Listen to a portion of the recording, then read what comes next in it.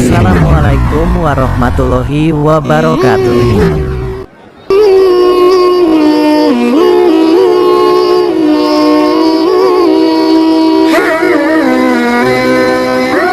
Terdapat 5 hewan yang haram untuk dibunuh dalam Islam yang harus kamu ketahui. Dalam Islam, ada sekian banyak binatang yang bisa dibunuh, serta terdapat pula beberapa binatang yang haram untuk dibunuh. Lalu, binatang apa saja yang tidak bisa dibunuh dalam Islam? Terdapatnya pantangan terkait haramnya membunuh beberapa binatang itu mempunyai dasar baik dari Al-Quran ataupun hadis Nabi. Tiap-tiap dari binatang yang haram dibunuh itu pasti mempunyai alasan. Maka sebagai umat Islam telah sepantasnya kita perlu mentaati tentang itu. Allah telah menundukkan segala apapun yang terdapat di bumi untuk orang, termasuk di dalamnya binatang serta tumbuhan. Binatang serta tumbuhan ini mempunyai banyak manfaat yang bisa berguna buat kehidupan manusia. Akan tetapi, dari sekian banyak jenis-jenis binatang yang terdapat di bumi ini, ada sebagian hewan yang Allah haramkan untuk manusia. Selain sebagai wujud cobaan untuk manusia, hal itu pula disebabkan Allah mencegah kita untuk membunuh binatang tersebut. Inilah 5 binatang yang haram untuk dibunuh di dalam ajaran Islam.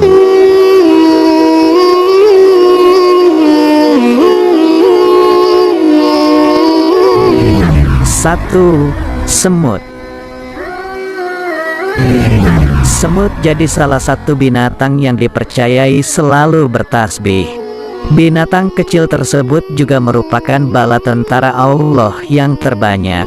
Semut sebagai salah satu binatang yang dilarang untuk dibunuh dalam Islam. Perihal ini sesuai dengan sabda Rasulullah Shallallahu Alaihi Wasallam dari Abu Hurairah radhiyallahu an bahwa Rasulullah Shallallahu Alaihi Wasallam bersabda, salah seekor semut sempat menggigit salah seseorang nabi.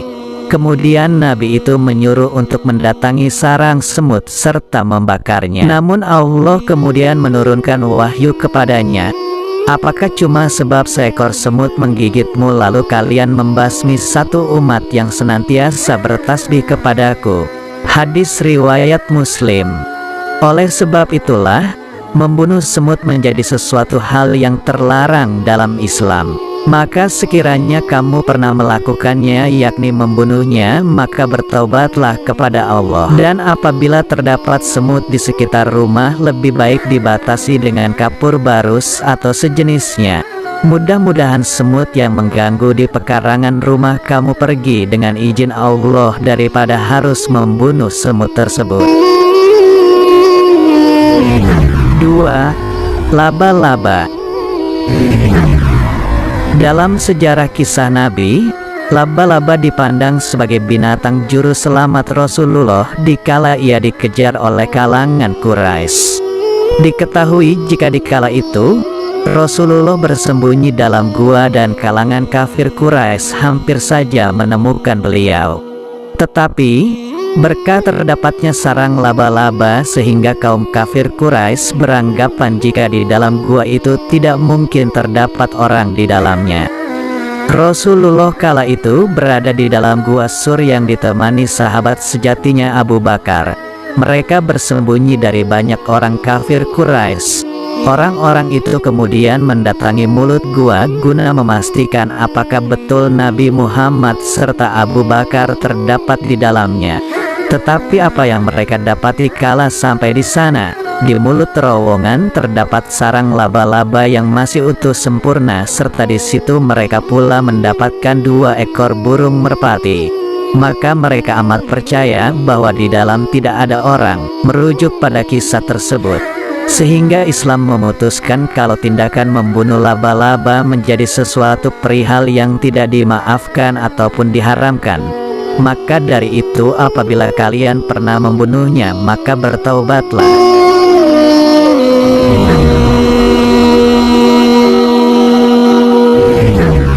Lebah adalah salah satu binatang yang istimewa dalam Islam.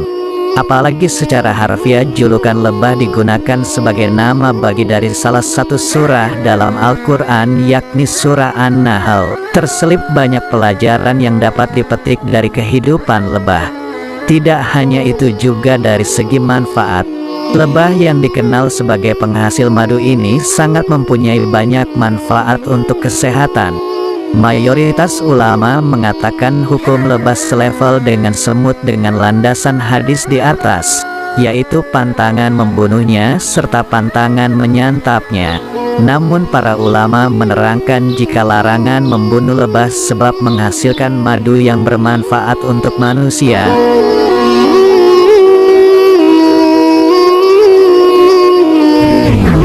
Empat, katak. Kulit katak terkenal sebagai bahan pengganti dalam penyembuhan sebagian penyakit kulit yang sulit disembuhkan.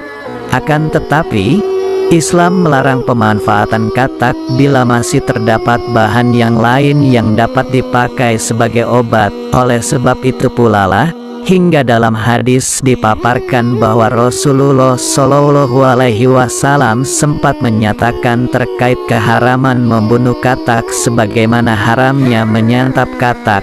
Jadi, apabila kamu pernah membunuhnya apalagi memakannya, maka segera bertaubatlah. 5. Burung hudhud. Burung hudhud merupakan salah satu binatang yang disebutkan dalam Al-Quran. Burung belatik ini amat terkenal dalam kisah Nabi Sulaiman karena menjadi utusan yang mengantarkan pesan Nabi Sulaiman pada istri Raja Bilqis.